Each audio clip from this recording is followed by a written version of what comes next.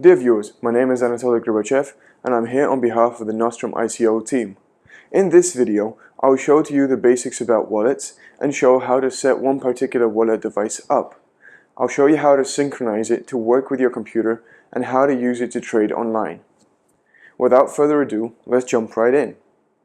Wallets are virtual accounts which store your cryptocurrency tokens. Compared to the normal banks, there is no actual tokens in the wallet. All of those are stored on the blockchain.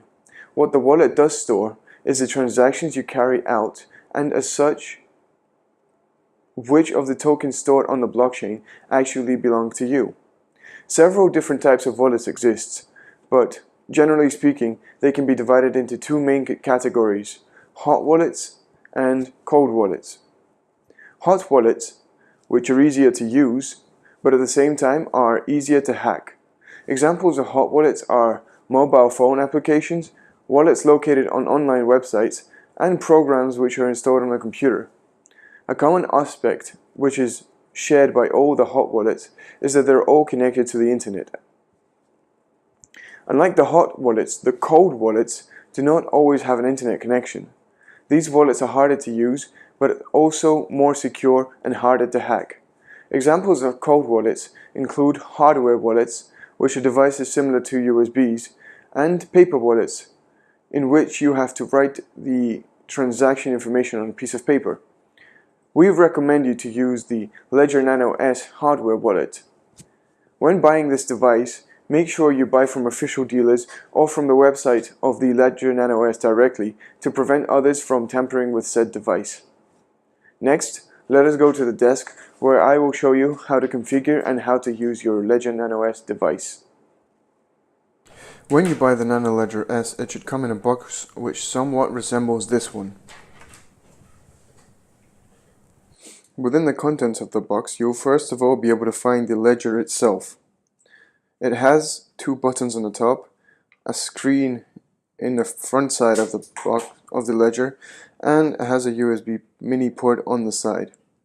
Next thing you'll be able to find is the cable which will be used to connect the ledger to the computer. It is a USB mini to USB cable. You'll also be able to find some paperwork and some other things which are not really important. Within the little photo of the papers I showed you earlier, you'll find one which is really important. It looks like this and will be used to store 24 words which will be written on it by you later. The reason for writing these words will also be clarified later in this video.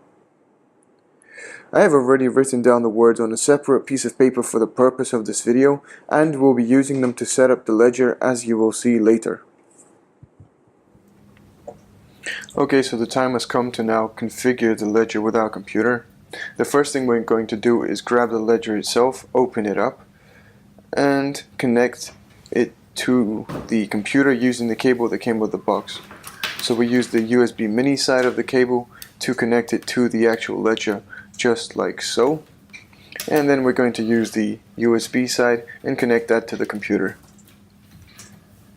At this point, the ledger should turn itself on, and the first thing you will see is a welcoming message and an informational message telling you to press both buttons at the same time in order to continue. And that is exactly what we are going to do. Next, it will tell you that you can use the side buttons to navigate left and right and to change values in the user interface. Once again, to continue, we'll press both buttons. The next question is, the ledger will tell you whether you want it to start it as a new device or not. Since I don't have an account in the ledger, I will indeed start it as the new device. Now I'll be entering the PIN 2 times as per the device's requirements, which for the sake of this video has been made to be all threes. In the meantime, let me explain to you what is the PIN and how it will be used. The PIN is also known as the private key and is the code which will grant you access to your wallet.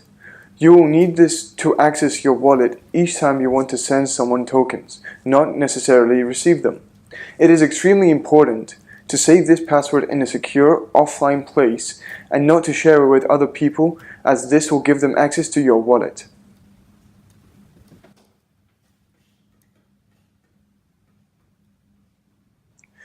Okay, now that we've written down the pin 2 times, the device will ask us to write down the recovery phrase, which will consist of 24 words.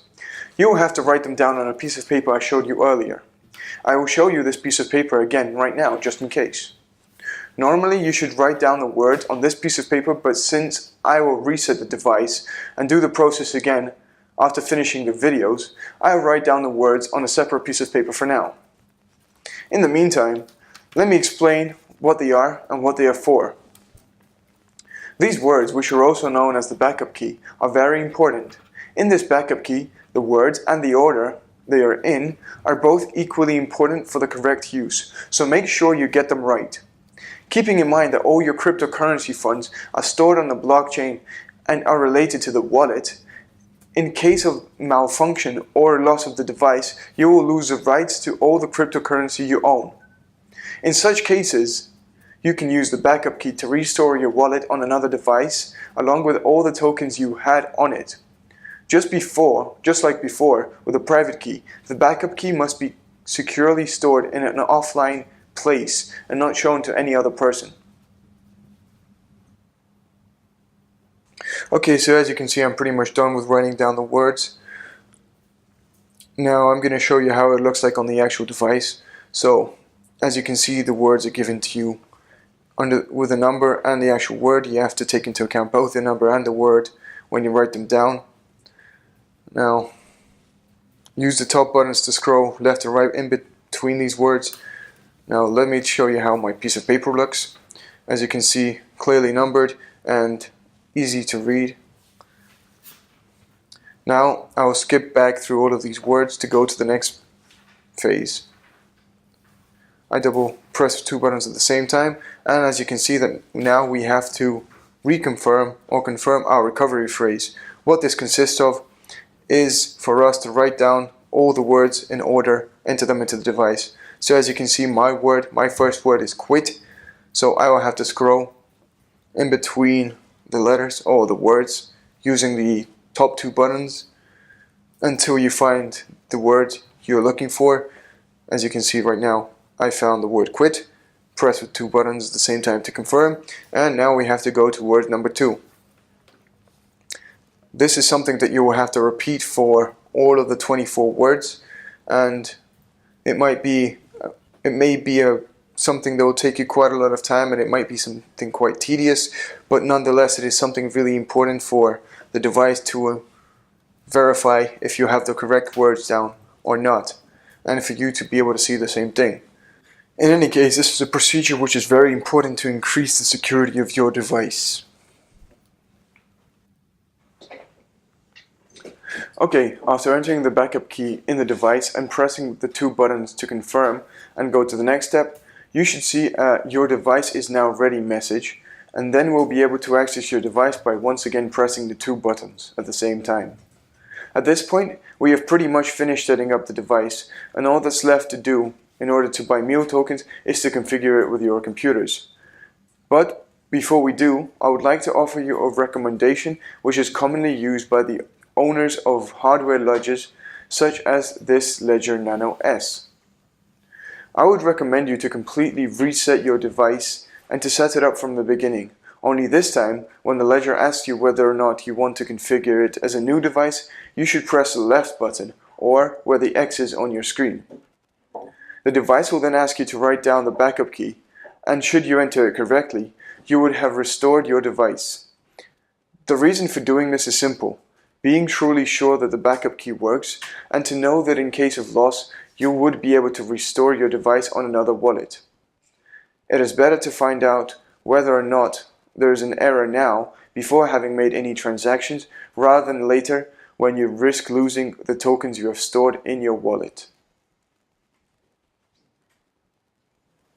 Okay, so if you decided to heed my advice and go ahead and delete everything from your device and reset it from the very beginning, then the very first thing you're going to have to do is go to the settings by pressing the 2 buttons at the same time. Once in the settings, you will scroll down until you find it's a device. Enter device by pressing the 2 buttons at the same time, and once again scroll down till you see reset. You enter the reset, and then you're going to have to press the right button with a tick to confirm and to reset your device. Of course, I won't be doing this in this video, and I'll be using this device for the configuration part of the video on my computer, so for now I'm going to keep this device. But this is where you would want to press.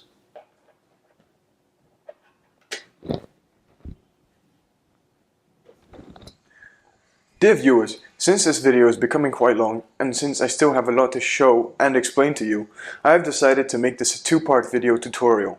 In the first part, I explain to you the hardware part, or how to set the actual ledger up. In the second part, which will be published soon after the first part, I will explain the whole software side, or how to configure the device with a computer. Hope you enjoyed this video. See you next time. Bye bye.